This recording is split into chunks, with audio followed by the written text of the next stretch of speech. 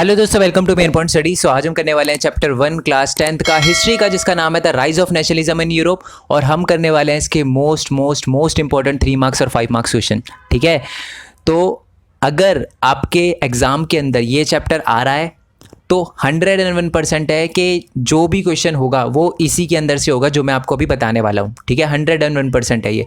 आपको याद होगा, अगर आपने 9th भी मेरे से पढ़ी है, मेरी वीडियो देखकर करा है, तो मैंने 9th के भी चैप्टर वाइज बनाए थे। ठीक है, और सारे के सारे क्वेश्चन उसमें से आए थे। अगर आपको यकीन नहीं होता, कोई भी 9th की जो मैंने क्वेश्चन की वीडियो बनाई थी, आप उसके कमेंट बॉक्स में जाकर देख सकते हो, आपको पता चल जाएगा बच्चों ने क्या बोला है। ठीक है, एग्जाम होने के बाद भी उन्होंने कमेंट करा है सिर्फ ये बताने के लिए कि सर हमारे कितना क्वेश्चन सेम आए और कितने क्वेश्चन सेम नहीं आए। ठीक है, तो ओके जी। सो हम स्टार्ट करते हैं। मैं आपको पहले बता देता हूँ, ये चैप्टर मैं पहले एक्सप्लेन कर चुका हूँ, लिंक नीचे डिस्क्रिप्शन में है। ठीक है, चैप्टर नहीं समझा है तो समझ के आ सकते हो। और मैं इस चैप्टर के मोस्ट इंपॉर्टेंट एमसीक्यू करना बहुत ज़्यादा इंपॉर्टेंट है। अगर आप फुल मार्क्स स्कोर करना चाहते हो तो एमसीक्यू आपको करने ही पड़ेंगे। तो इस चैप्टर के MCQ picture based question MCQ के अंदर ही मैंने कवर करवा रखे हैं। और साथ ही में जो स्टेटमेंट वाइज क्वेश्चन होते हैं ना, जैसे आपको याद होगा, अगर आपने ये चैप्टर थोड़ा बहुत समझा है, तो एक पर्सन ने, जिसका नाम था ड्यूक मेटरनिक, उन्होंने एक लाइन बोली थी कि जब फ्रांस स्नीज यानी छींकता है जब फ्रांस, तो पूरे यूरोप को कोल्ड लग जाता है। ठीक है, ये उसने रेवोल्यूशन के उसमें कॉन्टेक्स्ट में कही थी। ठीक है, तो ऐसे ऐसे क्वेश्चन भी मैंने उसमें ही कवर करवा रखे हैं और जो कि आपके एग्जाम में आपको देखने के लिए मिलेंगे। ठीक है, तो बिना टाइम वेस्ट करें हम 5 मार्क्स के क्वेश्चन और 3 मार्क्स के क्वेश्चन स्टार्ट कर देते हैं। ऑल तो मैंने आंसर भी लिखे हुए हैं, देखो यहाँ पर सारे के सारे क्वेश्चन और यहाँ पर आंसर वगैरह लिखे हुए हैं, डोंट वरी, मैं उन पर भी लेके जाऊँगा आपको। तो फर्स्ट क्वेश्चन से स्टार्ट करते हैं। फर्स्ट क्वेश्चन है आपका कि शॉर्ट नोट ऑन गसेपे मजीनी। ठीक है, 2012, 15, 18 में और इस बार भी आने के चांस है। ठीक है, तो मैं बता देता हूँ सबसे पहले, गसेपे मजीनी जो है वो कौन थे। वो एक रेवोल्यूशनरी थे, वो रेवोल्यूशन वगैरह करते थे। मैं आपको डायरेक्ट आंसर पे लेकर जाता हूँ पहले। ठीक है, तो ये देखो जी, जो गसेपे मजीनी है, सबसे पहले तो आपको ये लिखना है, गसेपे मजीनी वॉज अ रेवोल्यूशनरी। ठीक है, he was born in Geneva 1807 and then he became the member of secret society of Carbonari. Carbonari की एक सीक्रेट सोसाइटी थी, उसके मेंबर बने। उसके बाद 24 साल की उम्र में 1831 में उनको एग्जाइल कर दिया गया। ठीक है, क्यों कर दिया गया? क्योंकि उन्हें लिगोरिया में, लिगोरिया एक जगह है, वहाँ पर उन्होंने रेवोल्यूशन किया था, इसकी वजह से उनको देश निकाला कर दिया गया, बाहर कर दिया गया था। उनके बाद मोस्ट इंपॉर्टेंट चीज़, उन्होंने 2 सीक्रेट सोसाइटी बनाई थी, जिसके बारे में याद रखना ही रखना है आपको। एक तो बनाई थी यंग इटली और यंग यूरोप। ओके, तो यंग यूरोप, ये 2 सीक्रेट सोसाइटी बनाई थी उन्होंने, तो ये याद रखना है। और एक और बात बता दूं, इनका मेन ऑब्जेक्टिव था कि जो इटली है ना, उनके छोटे छोटे, पहले ना इटली के छोटे छोटे हिस्से हो रखे थे, उनको मिलाकर एक इटली, पूरा एक यूनिफाइड कंट्री बनाना, ये इनका मेन ऑब्जेक्टिव था। ठीक है, तो अगर 5 मार्क्स में क्वेश्चन आता है तब भी आप अच्छे से एक्सप्लेन कर सकते हो, है ना। और एक और बात मैं आपको बता दूं, ड्यूक मेटरनिक, जिसने अभी मैंने फ्रांस वाली बात बताई थी ना, तो उसने जो हमारे गसेपे मजीनी है उसको the most dangerous enemy of social order बताया था, क्योंकि है ना, जो हमारे गसेपे मजीनी थे वो बहुत ज़्यादा रेवोल्यूशन करते थे। ठीक है, और बहुत ज़्यादा वायलेंस वगैरह होता था इनके रेवोल्यूशन के कारण। तो मेटरनिक ने बोला कि ये हमारे जो सोशल ऑर्डर है उनके मोस्ट डेंजरस एनिमी है। आई होप ये क्वेश्चन आपको क्लियर हो गया हो, एग्जाम में देखने के लिए मिलेगा ही मिलेगा आपको। ओके, नेक्स्ट क्वेश्चन पे आते हैं हम। सेकंड क्वेश्चन है आपका, what is mean by the 1848 revolution of the liberals. यानी 1848 में जो रेवोल्यूशन हुआ था, मतलब लिबरल का क्या मतलब था, यही पूछा गया है आपसे। और क्वेश्चन ये भी पूछा गया है, what were the political, social and economical idea supported by the liberals. यानी लिबरल्स कौन होते थे। ठीक है, आपको ये बताना है सिंपल, और ये बताना है कि जो लिबरल थे उनकी पॉलिटिकल, सोशल और इकोनॉमिक डिमांड्स क्या क्या थी। ठीक है, सो ये रहा आपका आंसर। मैं आपको बता दूं, जो लिबरलिज्म है या लिबरल है, वो लिबर यानी एक लैटिन वर्ड है जिसका मतलब है फ्रीडम। ठीक है, 1848 में revolution led by educated middle class along with the poor peasants workers in the European country. यानी 1848 में ना बहुत सारे जो मिडिल क्लास थे, जिसमें पुअर और पीजेंट वगैरह, वर्कर वगैरह भी शामिल थे, उन्होंने रेवोल्यूशन करा था यूरोपियन कंट्रीज़ में। क्यों किया था? ताकि वो अपनी डिमांड नेशन स्टेट बनाना चाहते थे, और कॉन्स्टिट्यूशनलिज्म यानी वो चाहते थे कि कॉन्स्टिट्यूशन आ जाए, राजा रानी वाला सिस्टम एकदम ख़त्म हो जाए।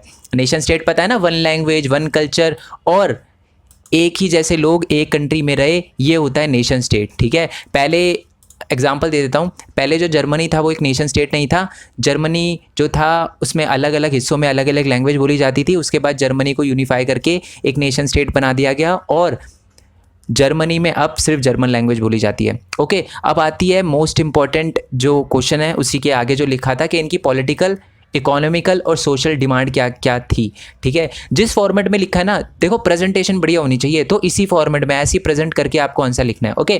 तो सबसे पहले तो उनकी पॉलिटिकल डिमांड क्या थी, इंडिविजुअल फ्रीडम। वो चाहते थे कि इंडिविजुअल फ्रीडम दी जाए लोगों को, इक्वालिटी बिफोर लॉ यानी कानून की नज़र में सब बराबर हो, कॉन्स्टिट्यूशन और रिप्रेजेंटेटिव पार्लियामेंट यानी कानून हो, ठीक है, कॉन्स्टिट्यूशन हो, संविधान हो, और रिप्रेजेंटेटिव पार्लियामेंट हो यानी लोग वोट देकर ही अपना नेता वगैरह चुने। साथ में nation state with return constitution, वो ये भी चाहते थे कि नेशन स्टेट हो जहाँ पर कॉन्स्टिट्यूशन तो हो, जो कि हमने देख लिया, बट साथ में कॉन्स्टिट्यूशन रिटर्न हो, ठीक है।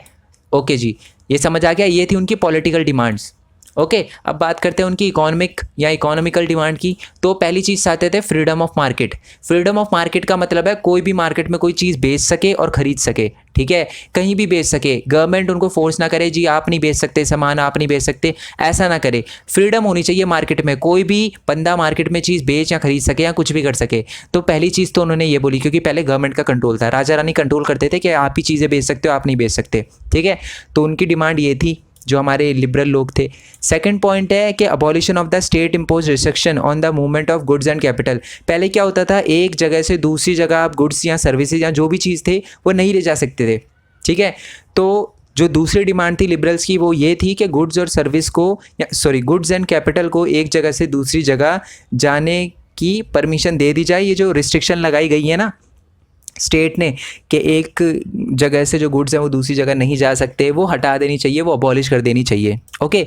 तीसरा पॉइंट जो ये है कि also stress on the inviolability of private property. इसका मतलब है कि प्राइवेट प्रॉपर्टी को कोई ना छेड़े। मैं आपको एक बात बताता हूँ, पहले जो राजा रानी होते थे ना, उन्हीं का सब कुछ होता था, किसी भी बंदे को उठाकर उसकी ज़मीन पे कुछ भी करवा देते थे। बट जो हमारे लिबरल्स थे उन्होंने ये बोला कि ऐसा नहीं होना चाहिए, इनवॉलेबिलिटी ऑफ प्राइवेट प्रॉपर्टी यानी प्राइवेट प्रॉपर्टी को कोई ना छेड़े, जिस बंदे की है उसी के पास सारे के सारे राइट हो। ये उनकी थी तीनों की तीनों इकोनॉमिकल डिमांड, ठीक है। अब आती हैं सोशल डिमांड पे, ठीक है। सोसाइटी से रिलेटेड उनकी क्या डिमांड थी। पहली बात तो वो ये चाहते थे कि सर्वडम और बाउंडेड लेबर है ना, उनको ख़त्म कर देना चाहिए। सर्वडम आपको पता है ना कि फ्री में वगैरह काम करवाना और ये सारी की सारी चीज़ें जो होती है, बंधुआ मजदूरी, ये ख़त्म हो जानी चाहिए, ये कहते थे हमारे लिबरल्स। सेकंड चीज़ वो ये बोलते थे कि end of aristocracy and clerical privilege. इसका मतलब है कि जो राजा रानी वाला सिस्टम है ना, एरिस्टोक्रेसी या नोबिलिटी वाला, और जो पंडितों को एक्स्ट्रा टैक्स वगैरह देना पड़ता है, वो भी एकदम ख़त्म कर देना चाहिए। ये थी उनकी सेकंड डिमांड, ठीक है। तो ये तीनों की तीनों डिमांड थी। आई होप ये चीज़ आपको अच्छे से क्लियर हो गई हो। अब आते हैं हम तीसरे क्वेश्चन पे, और ये देखो, ये आपका जो तीसरा क्वेश्चन है वो ये है कि explain the major change during the French revolution. 2010 में, 13 में, 16 दिल्ली में आया हुआ ये क्वेश्चन है, मोस्ट इंपॉर्टेंट क्वेश्चन है। तो आपसे सिंपल क्वेश्चन पूछा गया है कि फ्रेंच रेवोल्यूशन जो हुआ था, याद है ना आपको 1789 में फ्रेंच रेवोल्यूशन हुआ था, उसके बाद क्या क्या चेंज आए थे। और आपको इस क्वेश्चन की थोड़ी सी लैंग्वेज चेंज करी मिल सकती है। मतलब आपसे ये पूछा जा सकता है कि what step did the French revolutionaries take to create the sense of collective identity among the French revolution या फ्रेंच सोसाइटी। यानी फ्रेंच सोसाइटी में जो लोग रहते हैं, ठीक है, उनके बीच में एक कलेक्टिव आइडेंटिटी जगाने के लिए फ्रेंच रेवोल्यूशनरीज ने क्या क्या किया रेवोल्यूशन के बाद, 1789 रेवोल्यूशन के बाद। तो उन्होंने ये सारी की सारी चीज़ें करी थी। क्या क्या करी थी? ये सारी की सारी चीज़ें करी थी, ठीक है। ओके जी, तो मैं एक बार रीड कर देता हूँ आपके लिए। सबसे पहले तो यार देखो, ये बिल्कुल ही मैच कर रहा है, ओके, जो क्वेश्चन था वही बिल्कुल मैच कर रहा है कि French revolutionary introduce various major and practice that could create a sense of collective identity among the French people. यानी फ्रेंच पीपल में जो कलेक्टिव आइडेंटिटी जगाने के लिए जो हमारे रेवोल्यूशनरीज थे, उन्होंने कुछ फॉलोइंग पॉइंट्स किए। पहली बात, उन्होंने द आइडिया ऑफ ला पैट्रिया और सिटोयन ये मशहूर करे। इसका मतलब क्या होता है? फादरलैंड। फादरलैंड का मतलब होता है कि ये ज़मीन आपकी है, ठीक है, ये किसी राजा रानी की नहीं है, ये ज़मीन आपकी है और आपको इसकी रिस्पेक्ट करनी है, ठीक है। जैसे कि होता है ना, हम अपने माता को भारत माता, देश को भारत माता कहते हैं, तो ऐसे ही एक आइडिया जो था वो एमर्ज किया गया, ठीक है, इंट्रोड्यूस किया गया, जिससे जो लोग हैं उनको अपनी ज़मीन के प्रति, अपने देश के प्रति प्यार ज़्यादा बढ़े, ठीक है। और सिटोयन यानी सारे के सारे जो सिटीज़न है वो इक्वल है अंडर द कॉन्स्टिट्यूशन, ये बात बोली गई, ये पहला आइडिया था, ठीक है। ये चीज़ करी गई ताकि जो सारे के सारे लोग हैं उनमें कलेक्टिव आइडेंटिटी जगाई जा सके। सेकेंड जो पॉइंट है वो ये है कि new try colour French flag, मतलब एक नया जो फ्रेंच फ्लैग है उसको इंट्रोड्यूस किया गया। राजा का जो स्टैंडर्ड फ्लैग होता था उसको हटा दिया गया और एक ब्लू, वाइट और रेड कलर का फ्लैग इंट्रोड्यूस किया गया। तीसरी चीज़ ये थी कि जो स्टेट जनरल था उनका नाम चेंज करके नेशनल असेंबली कर दिया गया। ठीक है, ये चीज़ आपको क्लियर हो गई। ओके, नेक्स्ट है कि सेंट्रलाइज एडमिनिस्ट्रेटिव सिस्टम। पहले क्या होता था, अलग अलग जगह से, जो फ्रांस के अलग अलग जगह थी ना, वहाँ पर अलग अलग सिस्टम चलता था। ठीक है, अब जो सिस्टम कर दिया गया दैट इज सेंट्रलाइज, यानी एक ही जगह से सब कुछ ही कंट्रोल होगा। नेशनल असेंबली एक तरह से सारा की सारी चीज़ें कंट्रोल करेगी, और साथ ही में जो इंटरनल कस्टम ड्यूज़ और ड्यूटीज़ थी ना, उनको भी अबॉलिश कर दिया। मतलब एक स्टेट से एक जगह से दूसरी जगह जाने के लिए जो टैक्स वगैरह दिया जाता था ना, उसको भी ख़त्म कर दिया गया फ्रांस के अंदर। और एक यूनिफॉर्म वेट मेजर को इंट्रोड्यूस किया गया या अडॉप्ट किया गया। इसका मतलब है, पहले एक एग्जांपल देता हूँ, एलए होता था। ठीक है, कपड़े की यूनिट मापने के लिए होता है। कहीं कहीं जगह 56.7 था, कहीं कहीं जगह 54.5 था, ऐसे अलग अलग था।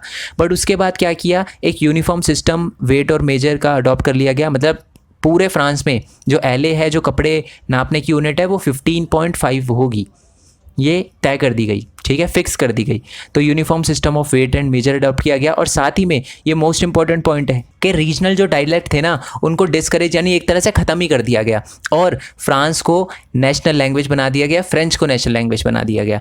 ठीक है, रीजनल डायलेक्ट जो होते हैं ना, अलग अलग जो लैंग्वेज होती है फ्रांस के अंदर, उसको एकदम ख़त्म कर दिया गया, डिस्करेज कर दिया गया, और फ्रेंच को नेशनल लैंग्वेज बना दिया गया फ्रांस का। तो ये सारी की सारी चीज़ें करी थी लोगों में एक सेंस ऑफ कलेक्टिव आइडेंटिटी जगाने के लिए, और यही सारे के सारे चेंज थे जो फ्रेंच रेवोल्यूशन के बाद लाए गए थे। ठीक है जी, ओके। अब आते हैं हम नेक्स्ट क्वेश्चन पे। नेक्स्ट क्वेश्चन है हमारा कि how did local people in the area conquered by Napoleon react the French rule, explain. 15 में, 14 में, 16 फॉरेन में, और मोस्ट इंपॉर्टेंट क्वेश्चन तो यही है।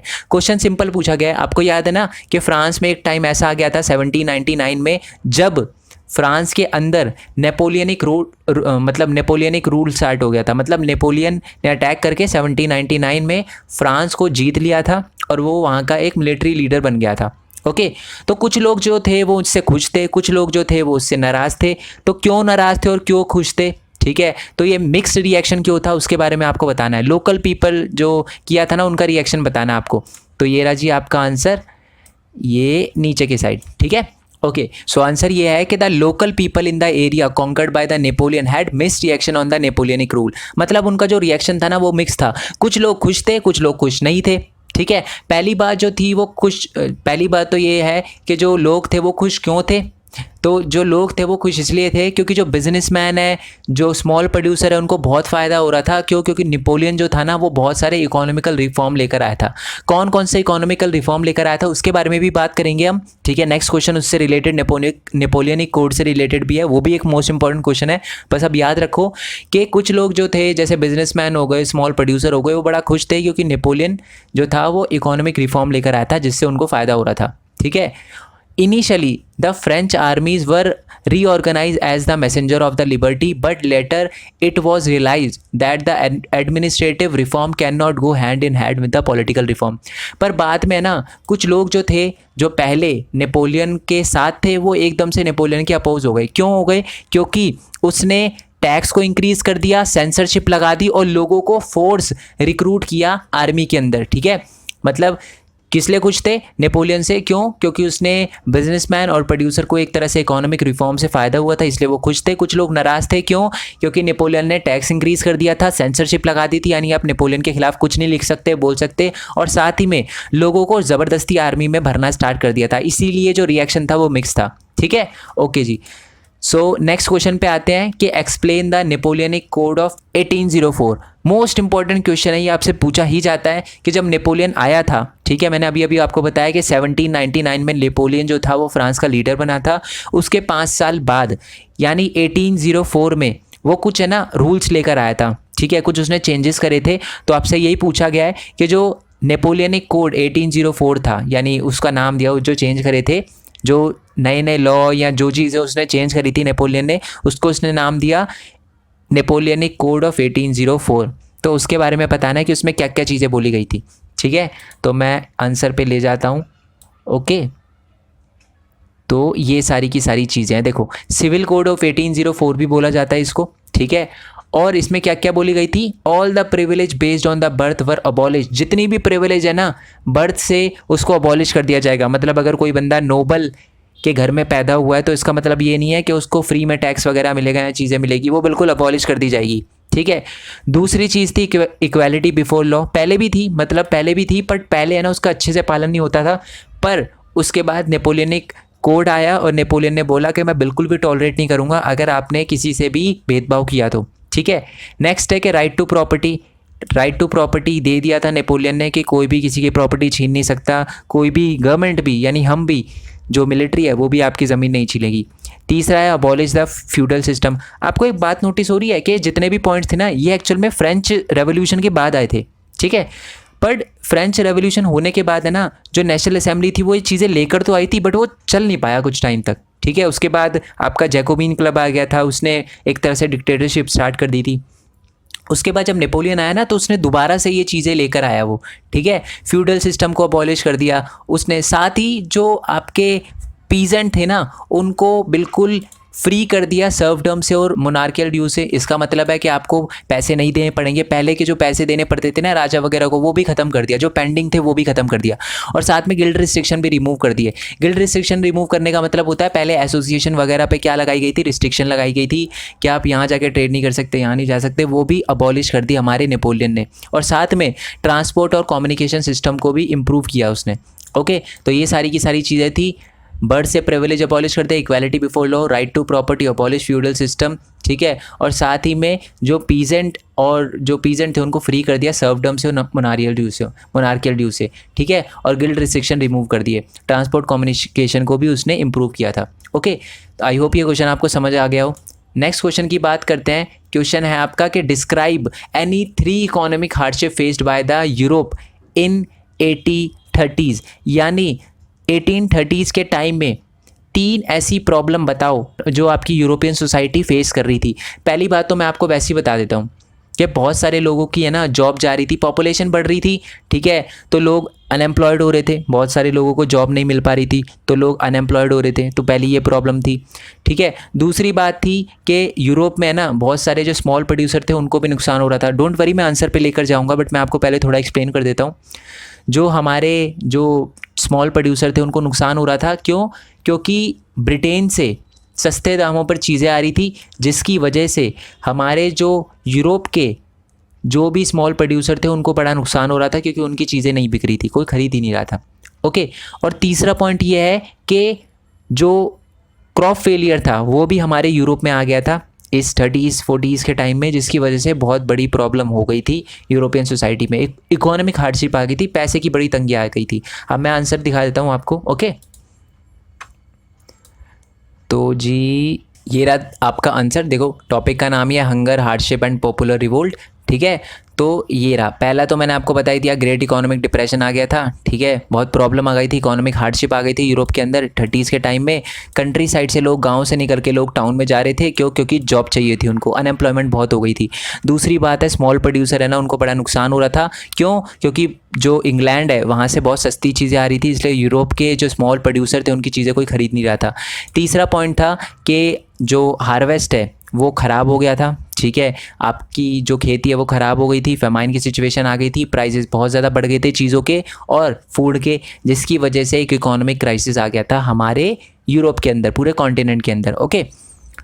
अब नेक्स्ट क्वेश्चन की बात करते हैं। आपका नेक्स्ट क्वेश्चन है explain the change in France after treaty of Vienna. बड़ा इजी और बहुत ही इंपॉर्टेंट क्वेश्चन है। आपको पता ही है कि 1815 में, अभी मैंने बताया था नेपोलियन जो था वो 1799 टू 1815 तक रहा था। 15 में वो हार गया था, उसके बाद कुछ चेंज आए थे, कहाँ पर? हमारे फ्रांस के अंदर। तो वही चेंज आपको बताने हैं जो कि ट्रीटी ऑफ वाइना में लिखे गए थे, ठीक है। तो वो क्या क्या पॉइंट्स थे, ठीक है। तो ये रही आपकी ट्रीटी ऑफ वाइना ऑफ 1815 में ट्रीटी ऑफ वाइना साइन हुई थी, क्योंकि हमारा जो नेपोलियन था वो हार गया था। उसके बाद एक मीटिंग हुई थी, कहाँ पर? अपने वाइना में, और उसमें तय किया था कि क्या करना है फ्रांस का। पहली बात तो है कि बर्बन डायनेस्टी को दोबारा से रिस्टोर कर दिया। इसका क्या मतलब है? इसका मतलब ये है कि पहले वो जो लुई 16 था ना, उसी के ख़ानदान का कोई दोबारा से किंग बनेगा, ये बात बोल दी गई, ठीक है। दोबारा से राजा रानी वाला सिस्टम लाएंगे, जो पहले था वही लेकर आएंगे। दूसरी बात ये बोली कि जिन जिन इलाकों पर कब्ज़ा किया था ना नेपोलियन ने, जब वो फ्रांस का लीडर था, उसने बहुत सारे इलाकों पे कब्ज़ा किया था, वो सारी की सारी जो जगह है वो फ्रांस को छोड़नी पड़ेगी। दूसरी बात ये बोली गई, ठीक है। तीसरी बात ये बोली गई कि जो फ्रांस है ना, उसकी जो बाउंड्रीज़ है, ठीक है, फ्रांस की जो बाउंड्रीज़ है उस पर क्या लगा दी गई, स्टेट्स बना दी गई, सीरीज ऑफ स्टेट्स स्टैब्लिश कर दी गई, ताकि जो फ्रांस है अपना एक्सपेंशन ना कर पाए, अपना एरिया बढ़ा ना पाए। ठीक है, और साथ ही में प्रूशिया, ठीक है, जो मैंने अभी अभी आपको बताया, नेपोलियन को हराने वाली एक जो आर्मी थी वो प्रूशिया की भी थी। तो प्रूशिया को भी क्या मिली, टेरिटरी मिली, ज़मीन मिली। ठीक है, कौन सी ज़मीन मिली, सैक्सनी की ज़मीन, और वेस्टर्न फ्रंटियर पे उसको बहुत सारी ज़मीन वगैरह मिली। ठीक है, और साथ में ऑस्ट्रिया इसमें से एक था जिसने नेपोलियन को हराया था, तो उसको भी नदर्न इटली का कुछ पार्ट मिला, रशिया को पोलैंड मिला। और एक चीज़ जो बहुत इंपॉर्टेंट याद रखनी है आपको ट्रीटी ऑफ वाइना में, कि जो हमारा नेपोलियन था ना, उसने जर्मन कन्फेडरेशन ऑफ 39 स्टेट बनाया था, उसको बिल्कुल अनटच रखा गया, मतलब उसको नहीं छेड़ा प्रैब की कंट्रियों ने। प्रैब यानी जिसने हराया था ना नेपोलियन को, उन्होंने कहा कि ये काम है ना नेपोलियन ने सही किया है, ये जैसा है ना वैसे ही रहने दो। ठीक है, आई होप ये आपको क्लियर हो गया हो। अब आते हैं नेक्स्ट क्वेश्चन पे। नेक्स्ट क्वेश्चन है आपका कि explain the Greek revolution. Greek revolution आपसे ज़रूर पूछा जाता है कि ग्रीक रेवोल्यूशन क्या है। ठीक है, तो मैं आपको दिखा देता हूँ। सबसे पहले तो ग्रीक रेवोल्यूशन, ये रहा जी ग्रीक रेवोल्यूशन। ठीक है, बड़ा सिंपल और छोटा सा आंसर लिखा हुआ है, कोई दिक्कत होगी ही नहीं आपको लर्न करने में। एक्चुअली जो ग्रीक था ना वो ऑटोमन एम्पायर का पार्ट था। ऑटोमन एम्पायर क्या है, एक मुस्लिम एम्पायर था। ठीक है, मतलब बहुत सारे जो पार्ट थे वो ऑटोमन के अंदर ही आते थे पहले। तो जो ग्रीक थे उन्होंने क्या किया, अपनी इंडिपेंडेंस के लिए स्ट्रगल करना शुरू किया। ठीक है, कब, 1821 में। ठीक है, 1821 में उन्होंने अपने इंडिपेंडेंस के लिए, ऑटोमन एम्पायर से अलग होने के लिए उन्होंने स्ट्रगल स्टार्ट कर दिया। ठीक है, और इसका जिम्मा उठाया पोएट ने और आर्टिस्ट ने। पोएट और आर्टिस्ट ने है ना बहुत सारी चीज़ें लिखी लोगों में थोड़ी नेशनलिज्म की फीलिंग जगाने के लिए, ताकि वो लोग बाहर निकल कर अपने घर से रेवोल्यूशन वगैरह करें। ठीक है, और आपको एक मार्क्स में क्वेश्चन ये भी आ सकता है कि cradle of the European society या सिविलाइजेशन किसको कहा जाता था, तो ये भी हमारे ग्रीस को ही कहा जाता था। पालना होता है ना बच्चा जिसमें सोता है, तो एक तरह से ये बोला गया कि जो ग्रीस है या ग्रीक है वो क्या है, यूरोपियन सिविलाइजेशन का एक क्रेडल है। ठीक है, और एक तरह से public opinion against the Muslim empire, तो बहुत सारे जो लोग थे वो भी मुस्लिम एम्पायर, जैसे कि मैंने आपको बताया ऑटोमन जो एम्पायर था वो एक मुस्लिम एम्पायर था, तो बहुत सारे लोग जो थे वो मुस्लिम एम्पायर के अगेंस्ट में भी आ गए थे। ठीक है, एक थे लॉर्ड बायरन। ठीक है, जो लॉर्ड बायरन थे उन्होंने क्या किया था, इस लड़ाई को लड़ने के लिए यानी ग्रीक रेवोल्यूशन के लिए फंड वगैरह इकट्ठा किए थे, पर 1824 में उनकी डेथ हो गई थी फीवर के कारण। एक तो ये फीवर सुन के बड़ा डर लगता है, ध्यान रखो अपना। ठीक है, कुछ ना हो आपको, इस चीज़ का ध्यान रखो। तो लॉर्ड जो बायरन हैं उन्होंने फ़ंड रेज तो किया, पर 1824 में उनकी डेथ हो गई। पर जो रेवोल्यूशन था, ग्रीक रेवोल्यूशन, ग्रीक के इंडिपेंडेंस के लिए रेवोल्यूशन, वो रुका नहीं और फाइनली ग्रीस को इंडिपेंडेंस मिल गई 1832 में। ठीक है, कैसे मिली, एक ट्रीटी ऑफ कॉन्स्टेंटिनोपल ये साइन हुई थी, जिसके बाद हमारे ग्रीस को इंडिपेंडेंस मिल गई। ठीक है, तो ये आपका ग्रीक इंडिपेंडेंस या ग्रीक रेवोल्यूशन था। तो आपको क्वेश्चन आ सकता है इसके बारे में, ट्रीटी ऑफ कॉन्स्टेंटिनोपल किससे रिलेटेड है, ग्रीस से। और आपसे ये भी पूछा सकता है कि ट्रीटी ऑफ कॉन्स्टेंटिनोपल कब साइन हुई थी, 1832 में। एक मार्क्स के क्वेश्चन में मैं कवर करवा चुका हूँ, जो एक मार्क्स की जो वीडियो बना रखे ना उसमें कवर है पहले से ही। ओके, अब जो आपका नेक्स्ट क्वेश्चन है वो आपसे ये पूछा गया है कि ये बताओ कि जुलाई रेवोल्यूशन, 1830 का जुलाई रेवोल्यूशन क्या था। ठीक है, तो वो भी मैं आपको बता देता हूँ, ये भी मैंने यहीं पर लिखा हुआ है। ओके, तो आपका जो जुलाई रेवोल्यूशन है वो यहाँ पर होगा, जस्ट अ सेकेंड। तो जी ये रहा आपका जुलाई रेवोल्यूशन। ठीक है, बड़ा सिंपल है, मैं आपको वैसे ही एक्सप्लेन कर देता हूँ। ठीक है, आंसर आपको इसी फॉर्मेट में लिखना है, 4 पॉइंट लिखे हुए हैं, 4 ही पॉइंट लिखने हैं आपको आपके बोर्ड एग्जाम में या जो भी आपका एग्जाम है। ठीक है, तो क्वेश्चन ये है कि जो जुलाई रेवोल्यूशन 1830 था वो क्या था। पहली बात तो मैं बता दूं ये फ्रांस से रिलेटेड था। ठीक है, और अभी थोड़ी देर पहले मैंने आपको बताया था कि हमारा जो नेपोलियन बोनापार्ट था वो हार गया था। कब हार गया था, 1815 में। और उसके बाद फ्रांस के अंदर बर्बन जो किंग है और जो बर्बन डायनेस्टी है दोबारा से उनका रूल स्टार्ट हो गया था। ठीक है, पर उसी के 15 साल बाद यानी 1813 में, ठीक है 1830 जुलाई में एक रेवोल्यूशन हुआ, जिसमें क्या था कि हमारे जो बर्बन किंग थे ना उनको भी हटा दिया गया। किसने, हमारे लिबरल रेवोल्यूशनरीज ने रेवोल्यूशन करके हमारे बर्बन किंग को हटा दिया और फ्रांस में कॉन्स्टिट्यूशनल मोनार्की सेटअप कर दी और जो कमान थी वो लुई फिलिप के हाथ में दे दी कि जी काम तो सारा का सारा कॉन्स्टिट्यूशन से चलेगा, पर आप एक नाम के लिए किंग बन सकते हो। मतलब एक लीडर बना दिया, हेड बना दिया किसको, लुई फिलिप को, और कॉन्स्टिट्यूशन के तहत सारा का सारा काम चलेगा, ये बात बोल दी गई। ठीक है, और उसी के चलते यानी जब ये रेवोल्यूशन हुआ था कहाँ पर, हमारे फ्रांस में, तो एक ड्यूक मेटरनिक थे, पूरा नाम लिखना इनका ड्यूक, जो ड्यूक मेटरनिक थे उन्होंने ये बोला कि when France knees the rest of Europe को कैच कोल्ड। इसका मतलब है उन्होंने ये क्यों कहा, उन्होंने ये कहा कि अब देखो हमारे फ्रांस के अंदर रेवोल्यूशन हुआ है ना, मोनार्की हट चुकी है और कॉन्स्टिट्यूशन मोनार्की आ चुकी है वहाँ पर, ठीक है, मतलब अब कॉन्स्टिट्यूशन से सारा का सारा काम होगा, अब देखना यही चीज़ पूरे यूरोप में होने लग जाएगी, ये बोला उन्होंने। और मैं आपको बता दूं कि जुलाई रेवोल्यूशन से ही इंस्पायर होकर जो ब्रुसेल्स के लोग थे उन्होंने भी रेवोल्यूशन किया और उन्होंने अपने आप को यूनाइटेड किंगडम ऑफ नेदरलैंड से अलग करवा लिया, ठीक है, तो ये आपको याद रखना है। ओके जी, सो ये था आपका जुलाई रेवोल्यूशन, इसके बारे में भी क्वेश्चन आपको देखने के लिए मिलेगा। ओके, चाहे 1 मार्क्स में, चाहे 3 मार्क्स में, चाहे 5 मार्क्स में। ओके जी, ओके, अब आते हैं हम अपने नेक्स्ट क्वेश्चन पे। तो आपका नेक्स्ट क्वेश्चन है कि culture had played an important role in the development of nationalism in Europe during 18 and 19 century. Support the statement with example. 2014 में, 2016 में, 2018 में, और उसका एक और का भी क्वेश्चन है, nationalism spread when people begin to believe that they are all part of the same nation. Support the statement. और how did nationalism develop through culture in Europe, explain. Actually in तीनों का answer same ही है। अब ध्यान से देखोगे ना, अगर आपने चैप्टर पढ़ा होगा तो आपको समझ आ रहा होगा कि कल्चरल नेशनलिज्म की एक बार बात हुई थी चैप्टर के अंदर, ठीक है, और उस टॉपिक का नाम था रोमांटिसिज्म, ठीक है।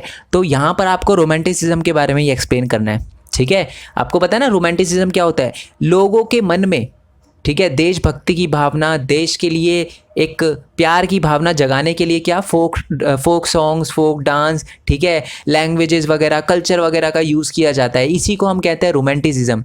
तो इसीलिए कल्चर ने भी एक बहुत बड़ा रोल निभाया था नेशनलिज्म का जो आइडिया है वो लोगों में एमर्ज करने के लिए। ओके, अब मैं इसका आंसर दिखाता हूँ आपको।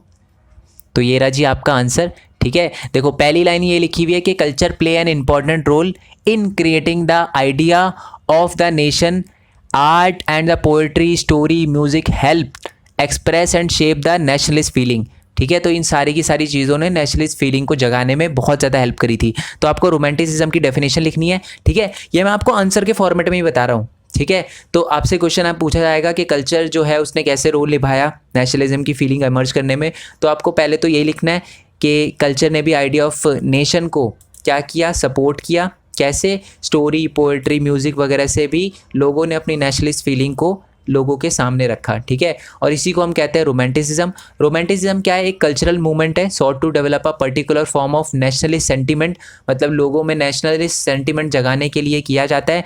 और इसी के साथ जो पोएट हैं उन्होंने क्रिटिसाइज़ किया glorification of reason and science and focus on emotion and intuition and mystical feeling. उन्होंने बोला कि साइंस और फैक्ट को हटा दो, ठीक है, फैक्ट वगैरह की बातें मत करो। मेरे कहने का मतलब कोई ये बोलता है ना कि हम हार जाएंगे क्योंकि हमारा नंबर कम है, हमारी आर्मी का नंबर कम है, तो जो हमारे पोएट्स थे उन्होंने बोला कि फैक्ट और रीज़न वगैरह छोड़ दो, आप अपने इमोशन पे जाओ, ठीक है, आप कुछ भी कर सकते हो, ये अपने देश के प्रति अगर आप में प्यार है तो कुछ भी कर सकते हो, ये फीलिंग जगाई हमारे पोएट्स वगैरह ने, ठीक है। तो यही कलेक्टिव हेरिटेज, ठीक है, कॉमन कल्चर, कॉमन पास्ट, और यही है बेसिस ऑफ नेशनलिज्म और एक नेशन स्टेट का। तो यही चीज़ करके जो हमारे पोएट वगैरह थे उन्होंने नेशनलिज्म की फीलिंग जगाई, कैसे, लोगों में एक प्यार जगाकर अपने देश के प्रति, एक इमोशन जगाकर अपने देश के प्रति। और ये कहाँ कहाँ पर हुआ था रोमांटिसिज्म, क्या किसी कंट्री में हुआ, यानी ये रोमांटिसिज्म के साथ क्या कोई कंट्री ऐसी है जहाँ पर नेशन स्टेट का जो आइडिया था वो फैला? बिल्कुल हाँ। एक पर्सन थे जिनका नाम था जोहान गॉटफ्राइड, उन्होंने क्या किया था, जर्मन कल्चर को भी, मतलब उन्होंने ये बोला था कि जर्मन के अंदर भी क्या जगाई जा सकती है, देशभक्ति की भावना जगाई जा सकती है, ट्रू स्पिरिट ऑफ नेशन जगाई जा सकती है बाय फोक सॉन्ग्स, फोक पोएट्री और फोक डांस, ठीक है। तो ये जर्मन का हो गया, पहला जो रोमांटिसिज्म था हमें जर्मन में देखने के लिए मिला।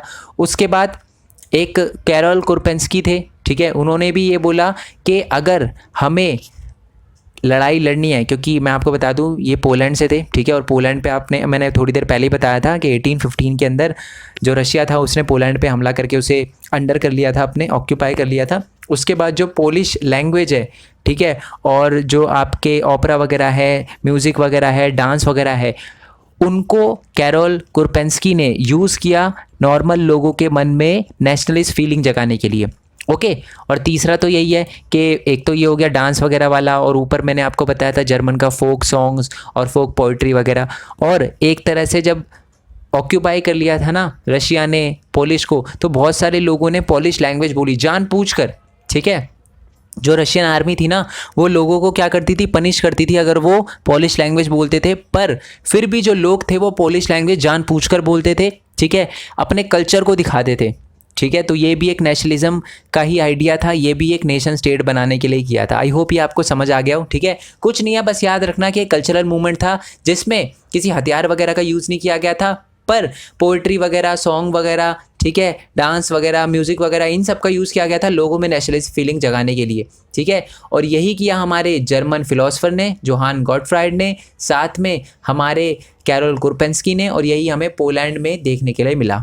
ओके जी, अब करते हैं हम अपना नेक्स्ट क्वेश्चन। ठीक है, that is short note on Ottoman Bismarck. मैं इसके बारे में बताऊंगा बट अभी नहीं। ठीक है, नीचे है ना एक क्वेश्चन और है, यूनिफिकेशन ऑफ जर्मनी, उसी के अंदर मैं आपको ऑटोमन बिस्मार्क के ऊपर भी शॉर्ट नोट बता दूंगा, क्योंकि उसके अंदर ऑटोमन बिस्मार्क के बारे में भी दे रखा है। ठीक है, नेक्स्ट है आपका कि why did the nationalist tension emerge in the Balkans.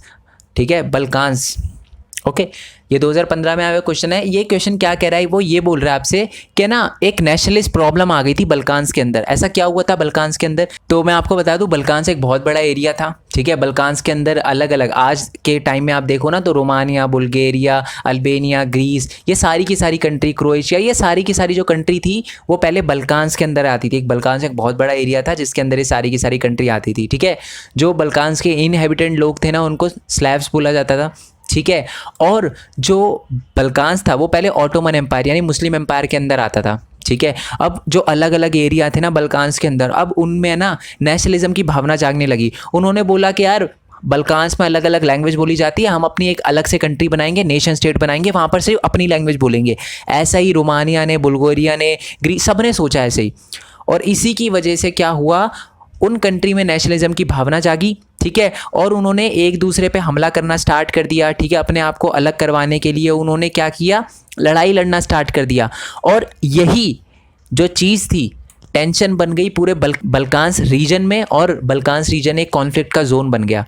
ठीक है, मतलब बहुत ही लड़ाइयाँ वगैरह होने लगी बल्कान्स, और कहा जाता है कि ये भी फर्स्ट वर्ल्ड वॉर होने का एक रीज़न था। ठीक है, बल्कान्स में जो कॉन्फ्लिक्ट हुआ उसी की वजह से वर्ल्ड वॉर हुआ। क्यों? क्योंकि बहुत सारी कंट्री आपस में लड़ने लग गई थी। तो आपको पता है वर्ल्ड वॉर का मतलब भी यही होता है जब बहुत सारी कंट्री आपस में लड़ने लग जाए। ओके, तो ये भी आप लिख सकते हो। ठीक है, ये मैं स्क्रीनशॉट ले लेना इसका, नहीं तो मैं डोंट वरी, मैं इसकी पीडीएफ दे दूंगा डिस्क्रिप्शन में। ठीक है, तो वहाँ से आप नोट वगैरह कर सकते हो।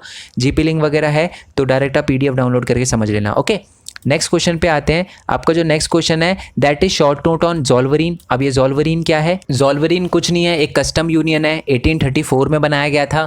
ठीक है, और ये बनाया गया था बाय इनिशिएटिव ऑफ प्रूशिया, यानी प्रूशिया ने सबसे पहले इनिशिएट लिया था, उसके बाद जर्मन स्टेट ने भी इसको ज्वाइन किया था। इसमें दो बातें बोली गई थी, यानी मेन जो ऑब्जेक्टिव था इसका दो था। पहले तो कि टैरिफ बैरियर को अबॉलिश कर दिया जाए और जो करेंसी है उसको 30 से 2 कर दिया जाए। पहले 30 थी, उसको 2 कर दिया जाए। ये दोनों की दोनों मेन ऑब्जेक्टिव थे जो कि ज़ोल्वरीन कर रहा था। ठीक है, 1834 में बनाया गया था, कस्टम यूनियन था, प्रूशिया के इनिशिएट से मतलब आया था, और जर्मन स्टेट ने बाद में इसको ज्वाइन कर लिया। टैरिफ बैरियर और जो करेंसी थी उसको 30 से 2 तक कर दिया गया, टैरिफ बैरियर रिमूव कर दिया गया और करेंसी को 30 से 2 कर दिया गया। ओके, तो ये था शॉर्ट नोट ऑन ज़ोल्वरीन। अब आते हैं हमारे नेक्स्ट क्वेश्चन पे। तो नेक्स्ट क्वेश्चन है आपका कि how did the female figure become an allegory of the nation during 19th century in the Europe analyse. Question simple है। एलिगरी का मतलब क्या होता है? एलिगरी का मतलब होता है जैसे कि एक कंट्री को एक इंसान की तरह दिखाना, पर्सोनिफाई करना, इसी को हम एलिगरी कहते हैं। ठीक है, तो आपको क्वेश्चन समझ आ गया। ये बहुत इंपॉर्टेंट क्वेश्चन है क्योंकि इससे रिलेटेड ही आपको क्वेश्चन आ सकता है कि ये बताओ कि जी फ्रांस की एलिगरी क्या थी और जर्मन की एलिगरी क्या थी। ठीक है, तो मैं आपको इसके आंसर पे लेकर जाता हूँ अब। ठीक है, तो ये देखो जी, ये मैंने आंसर लिखा हुआ है। सबसे पहले क्वेश्चन तो आपसे यही पूछा गया है कि फीमेल को क्यों दिखाया गया, फीमेल को ही क्यों पर्सोनिफाई किया गया एज अ कंट्री। तो मैं आपको बता दूं 19th सेंचुरी में क्या था, आर्टिस्ट ने पर्सोनिफाई किया नेशन को। पर्सोनिफाई नेशन का मतलब क्या होता है? पर्सोनिफिकेशन ऑफ नेशन का मतलब क्या होता है कि इंसान, ठीक है, को दिखाया गया एज अ नेशन, मतलब एक कंट्री को एक इंसान की तरह दिखाया गया। ठीक है, उन्होंने फीमेल फिगर को ही चूज़ किया okay, female figure did not came from any society of a real life, मतलब ये कोई ऐसा नहीं है कि ये हमारी कंट्री ये इस बंदे से मिलती है, ऐसा नहीं है, वो एक इमेजिनेशन थी, ठीक है, वो रियल में एग्जिस्ट नहीं करती थी वो एलिगरी, ठीक है, वो सिर्फ एक कॉन्क्रीट फॉर्म ऑफ नेशन थी, ठीक है, मतलब एक मूर्ति बना दी और मूर्ति को या किसी भी पिक्चर को बता दिया कि इसको हम, जैसे हमारे भारत में होता है ना भारत माता, ठीक है, क्या भारत माता कहीं है, नहीं है, ठीक है, ये ज़मीन ही हमारी माता है, तो वैसे ही एक पर्सोनिफिकेशन किया गया 19th सेंचुरी में, ठीक है, एक फीमेल एलिगरी बनाई गई एक कंट्री को दिखाने के लिए, ठीक है, तो एक्चुअल में रियल लाइफ में एग्जिस्ट नहीं करती थी, ठीक है। ओके, अब मैं आपको बता दूं कि जो फ्रांस की एलिगरी थी उनका नाम था क्रिस्टीन मारियान, ठीक है, और जो हमारी फ्रांस की एलिगरी थी वो लिबर्टी को रिप्रेजेंट करती थी, ठीक है, उनको मतलब अलग अलग चौराहे वगैरह पे और स्टैम्प पे भी उनको दिखाया गया, ठीक है, और उनका रेड कैप था, ठीक है, और ट्राई कलर एंड कॉकेट, कॉकेट का मतलब होता है ट्राई कलर, आपको पता है रंग होता है, और कॉकेट का मतलब होता है वो जो रिबन नहीं होता, ठीक है, वो एक तरह से, तो इसको कहते हैं, तो ये थी हमारी फ्रांस की एलिगरी, ठीक है, सिंपल आपको ये याद रखना, रेड कैप थी इनकी, ऐसे तो ये पूछा भी नहीं जा सकता डिस्क्रिप्शन, सिर्फ सिंपल पूछा जाता है कि फ्रांस की एलिगरी का नाम क्या है, क्रिस्टीन मारियान, याद रखना है आपको, ठीक है। ओके जी, रेड कैप के बारे में पूछा जा सकता है, जो एक तरह से जो हमारी फीमेल फिगर थी वो लिबर्टी को रिप्रेजेंट करती थी। ओके जी, तो दूसरी जो हमारी फीमेल एलिगरी थी दैट इज़ जर्मेनिया, जर्मनी की एलिगरी का नाम जर्मेनिया था, ठीक है, या जर्मेनिया है, ठीक है, उनके सर पे है ना एक ओक लीफ का एक क्राउन था, जो कि जो ओक लीफ है ना वो आपके हीरोइज्म को सिंबलाइज करता है, ठीक है, तो इसी के लिए जो ओक लीव्स थे वो जर्मेनिया को एक तरह से पहनाए गए थे पिक्चर के अंदर या कॉन्क्रीट जो मूर्ति थी उसके अंदर, ठीक है। आई होप ये वाला क्वेश्चन आपको क्लियर हो गया। और आते हैं नेक्स्ट क्वेश्चन पे, तो जो आपका नेक्स्ट क्वेश्चन है वो बड़ा सिंपल है, ये बताओ कि यूनिफिकेशन ऑफ जर्मनी, यानी जर्मनी को यूनिफाई कैसे किया गया। आपको पता ही है कि जर्मनी बहुत अलग अलग छोटे छोटे पार्ट में बटा हुआ था, फिर जर्मनी को यूनिफाई किया गया। ओके, तो ये रहा जी आपका यूनिफिकेशन ऑफ जर्मनी, ठीक है। मैं आपको बता दूं कि जो middle class German middle class के लोग थे ना, वो चाहते थे कि जर्मनी को एक नेशन स्टेट बनाया जाए, ठीक है, उन्होंने कुछ इनिशिएट लेकर उन्होंने थोड़ा रेवोल्यूशन वगैरह किया, पर जब भी वो रेवोल्यूशन करते थे ना तो जो आर्मी थी और जो मुनार्क था वो उनको दबा देता था, ठीक है। उसके बाद एक पड़ोस की कंट्री थी जिसका नाम था प्रूशिया, वहाँ के जो बड़े बड़े लैंड ओनर्स थे ना, जिनको जंकर्स बोला जाता था, जंकर्स ऑफ प्रूशिया, उन्होंने हेल्प करी नॉर्मल लोगों की, ठीक है। और उसके बाद जो प्रूशिया थी, ठीक है, उन्होंने नेशनलिज्म का बेड़ा उठा लिया कि हम करवाएंगे अब जर्मनी को यूनिफाई, ठीक है। और प्रूशिया के ही एक पर्सन जिनका नाम था Ottoman Bismarck, chief minister Ottoman Bismarck बोला जाता था उनको, उन्होंने क्या किया, प्रूशिया की आर्मी के साथ और ब्यूरोक्रेट्स के साथ मिलके जो जर्मनी था उसको यूनिफाई कराने का तरीका वगैरह ढूंढा। उन्होंने 3 वॉर लड़ी 7 साल के अंदर, किस किस के साथ, ऑस्ट्रिया, डेनमार्क और फ्रांस, यानी जो ऑस्ट्रिया, डेनमार्क और फ्रांस है ना, उनके पास भी थोड़ा थोड़ा एरिया आता था जर्मनी का, तो इन्होंने लड़ाई लड़ी उनसे, वो एरिया कवर करा और फाइनली जर्मनी को एक यूनिफाइड कंट्री बना दिया, ठीक है। 18 जन 1871 में जो प्रूशिया के किंग थे उन्हीं को किंग बना दिया गया जर्मनी का, जिनका नाम था कैज़र विलियम फर्स्ट, ठीक है। और उसके बाद कुछ अच्छे अच्छे चेंज करे गए जर्मनी के अंदर, ठीक है, एक करेंसी वगैरह मॉडर्नाइज करी गई और साथ में लीगल और जुडिशियल सिस्टम को भी अच्छा करा गया जर्मनी के अंदर। तो यही प्रोसेस थी हमारी यूनिफिकेशन ऑफ जर्मनी की, ठीक है। कुछ नहीं है, आपको junkers of Prussia, Ottoman Bismarck, 3 war लड़ी 7 साल के अंदर, और फिर प्रूशिया का जो किंग था कैज़र विलियम वन, वही बन गया किंग जर्मनी का, ये याद रखना आपको, सिंपल, ठीक है। अब आते हैं हम नेक्स्ट क्वेश्चन पे। जो आपका नेक्स्ट क्वेश्चन है वो है इटली के यूनिफिकेशन से रिलेटेड, मैं आपको पहले ही बता देता हूँ, ठीक है। तो मैं आपको बता दूँ, इटली में ना ऑलमोस्ट इटली जो था वो 3 पार्ट में ही बटा हुआ था। जो नॉर्थ वाला पार्ट था वो ऑस्ट्रियन हैब्सबर्ग के अंदर आता था, जो साउथ वाला पार्ट था वो बर्बन किंग ऑफ स्पेन के अंदर आता था, और जो मिडल वाला पार्ट या सेंटर वाला पार्ट है ना वो आपके पोप के अंदर आता था। पोप क्या होता है, पोप आपका जो धार्मिक गुरु होते हैं ना, एक तरह से पंडित, क्रिश्चियन पंडित आप कह सकते हो, तो उनके अंडर आता था। जो एक तरह से आप देख ही सकते हो कि जो हमारा इटली था वो अलग अलग पार्ट में बटा हुआ था, ठीक है। और मज़े की बात थी कि यहाँ पर लोग तो सारे के सारे ज़्यादातर लोग इटालियन बोलते थे, पर जो इटालियन किंग था ना वो एक ही था, ठीक है। और वो कौन से एरिया में था, वो था अपना सर्डेनिया पिडमोंट, ठीक है, ये एक एरिया था, ठीक है। इसी के अंदर एक एरिया था जिसमें सिर्फ और सिर्फ हमारा एक ही इटालियन प्रिंस था, बाकी किसी भी जगह पर इटालियन किंग नहीं था, ना ही इसमें ना ही इसमें ना ही इसमें। एक छोटा सा पार्ट था हमारे ऑस्ट्रियन हैब्सबर्ग एम्पायर के अंदर, ठीक है, जिसका नाम था सर्डेनिया पिडमोंट, ठीक है, और वहाँ पर ही एक राजा था हमारा जो कि इटालियन बोलता था। ओके ओके जी, सो हमें ये समझ आ गया। अब देखो जो ऑस्ट्रियन हैब्सबर्ग वाला एरिया था ना, पहले हमने उसको यूनिफाई किया, यानी ऑस्ट्रियन एम्पायर भी बहुत अलग अलग पार्ट में बटा हुआ था, फिर उसको इटली में मिलाया। कैसे? उसको यूनिफाई करने के लिए क्या किया, सबसे पहले तो जो बेड़ा था वो गुसेपे मजीनी ने उठाया। गुसेपे मजीनी ने कहा कि मैं इटली को यूनिफाई करवाऊंगा, ऑस्ट्रियन हैब्सबर्ग एम्पायर से मैं लड़ूंगा, पर वो नहीं जीत पाए। ठीक है, वो एक तरह से 1830 और 1848 में उन्होंने ट्राई किया था, बट उनको पूरी सक्सेस नहीं मिली। ठीक है, उसके बाद एक चीफ मिनिस्टर कैवर, ठीक है, चीफ मिनिस्टर कैवर, इनका पूरा नाम मैं बता दूं, इनका नाम है काउंट कमीलो डे कैवर। ठीक है, तो ये उनका पूरा नाम है। उन्होंने फिर क्या किया कि ऑस्ट्रियन फोर्सेस के साथ लड़ाई लड़ी। ठीक है, किसके साथ मिलकर? फ्रांस के साथ। और पिडमोंट, पिडमोंट ये याद है ना आपको, जहाँ पर इटालियन किंग था। अभी इटालियन किंग है तो वो तो चाहेगा ही कि इटली एक नेशन स्टेट बने, तो इन दोनों के साथ मिलकर उन्होंने हमारा जो ऑस्ट्रियन हैब्सबर्ग एम्पायर था उनके साथ लड़ाई लड़ी 1859 में। और जो ऊपर वाला पार्ट था ना ऑस्ट्रियन हैब्सबर्ग एम्पायर का, उसको तो जी अंडर करवा लिया। किसके अंडर करवा लिया? हमारे इटली के अंडर करवा लिया। अब पोप जो था बीच वाला, वो तो पंडित है, वो तो शांति से मान गया। अब बात आती है बर्बन किंग ऑफ स्पेन की। तो बर्बन किंग ऑफ स्पेन को कैसे जितवाया और बर्बन किंग ऑफ स्पेन को कैसे अंडर लिया? तो मैं आपको बता दूं 1860 में, यानी एक ही साल बाद, ठीक है, यानी जब ऑस्ट्रियन हैब्सबर्ग एम्पायर पे कब्जा किया था ना, उसी के एक साल बाद जो हमारे एक लीडर थे जिनका नाम था गसेपे गरिबाल्दी, जो गसेपे गरिबाल्दी थे, उन्होंने अपनी एक आर्मी वगैरह बनाना स्टार्ट कर दिया। ठीक है, नॉर्मल लोगों को बोला कि आप भी हमारे इस रेवोल्यूशन को ज्वाइन करो अगर आपको इटली को यूनिफाई करवाना है। बहुत बड़े लेवल पे जो लोग थे उन्होंने ज्वाइन किया। उसके बाद बहुत सारे फार्मर वगैरह के साथ मिलकर, ठीक है, मतलब वहीं पर जो स्पेनिश रूलर थे, यहाँ पर जो अपना बर्बन किंग ऑफ स्पेन, मैंने बताया था ना ये पूरा area bourbon king of Spain के अंदर आता था।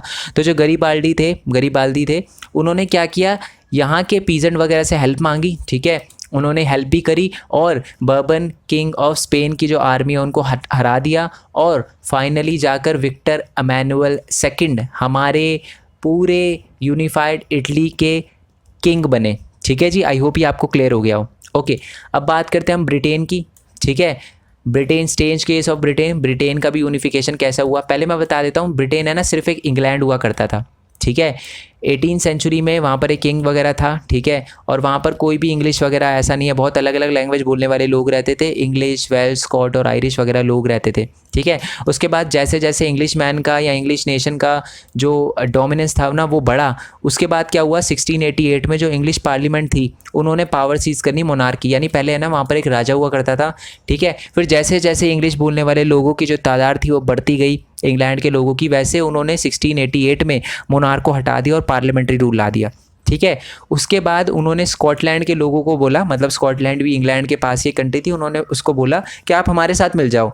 ठीक है, और एक्ट ऑफ यूनियन 1707 में उस स्कॉटलैंड को भी अंडर मिला लिया गया इंग्लैंड के, और अब इंग्लैंड को यूनाइटेड किंगडम यानी यूके ऑफ ग्रेट ब्रिटेन बोला गया, United kingdom of great Britain बोला गया। ठीक है, मिला तो लिया था स्कॉटलैंड को, पर जो स्कॉटलैंड की जो स्कॉटिश लैंग्वेज थी ना उनको बिल्कुल डिस्करेज कर दिया गया। ठीक है, सिर्फ इंग्लिश लैंग्वेज को चलाया गया और उन्हीं की आइडेंटिटी को, यानी इंग्लिशमैन जो थे ना, इंग्लैंड के लोग थे, उन्हीं की आइडेंटिटी को कंटिन्यू रखा गया। ठीक है, स्कॉट की जो आइडेंटिटी उनको बिल्कुल ख़त्म कर दिया गया और उन्होंने ऐसे ही आयरलैंड को मिलाया। अब देखो आयरलैंड को उन्होंने बड़े शातिर तरीके से मिलाया। कैसे? आयरलैंड के अंदर है ना दो धर्म के लोग थे, एक तो प्रोटेस्टेंट और एक कैथोलिक्स। ठीक है, उन दोनों के बीच में लड़ाई चल रही थी। ओके, और जो हमारे प्रोटेस्टेंट थे ना उनकी माइनॉरिटी थी, मतलब वो जो कम थे। ठीक है, तो हमारे जो United kingdom of great Britain, ठीक है, अब तो स्कॉटलैंड भी मिल गया था, तो अब United kingdom of great Britain बन गया।